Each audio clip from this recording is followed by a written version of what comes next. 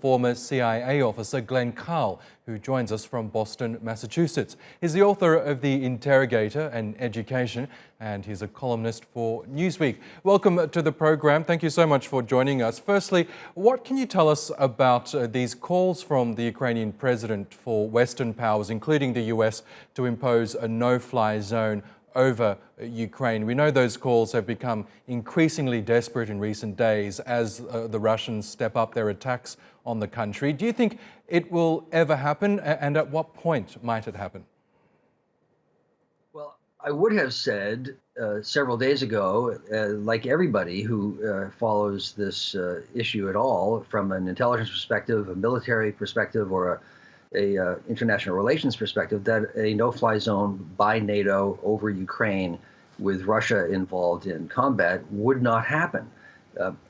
I'm starting to think that this is now conceivable. The pressure, frankly, on the Western capitals by Ukraine, and all of the images we've seen from your colleagues and other networks of the hideous suffering and invasion by Russia is changing the equation somewhat. I still think it is quite unlikely, but it is now conceivable.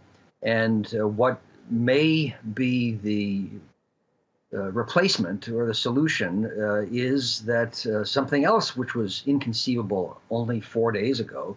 We may see NATO give or sell in one way or another to Ukraine dozens of high-performance aircraft, because the first task of any military in an invasion in a modern war is to achieve air superiority. The Russians were expected to and have not, because of mistakes they've made, if not incompetence they've shown, and because of surprising competence and resolve by the Ukrainian military.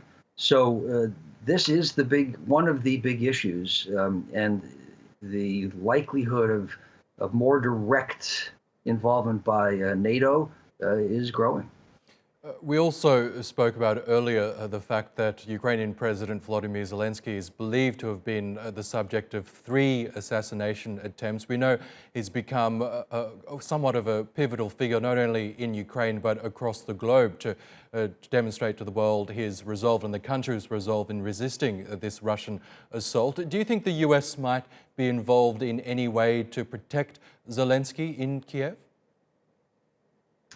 Well, I don't think the U.S. would be involved in the sense of having special forces or armed personnel or even intelligence officers with paramilitary capabilities protecting the president in Ukraine. But we do know that the United States and NATO nations are providing intelligence, and that certainly would be helpful in preempting or stopping efforts by the Russians to assassinate Zelenskyy. I believe that has occurred. Providing equipment and intelligence, absolutely. Manpower, not so likely. Then, an important point, you heard Secretary of State Blinken in an interview today, I believe it was, refer to, he used an American term, continuity of government.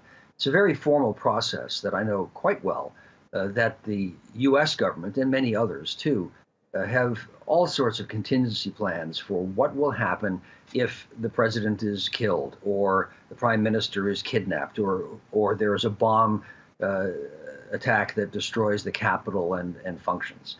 The United States has rigorous procedures in place, and Blinken said that so does Ukraine. So Zelenskyy is a hero to most of the world and is critical in Ukraine's war effort. But the Ukrainians clearly have made plans also for what will happen if the Russians succeed in killing them. Okay, Glenn Carle, we'll have to leave it there, but thanks so much again for joining us on TRT World.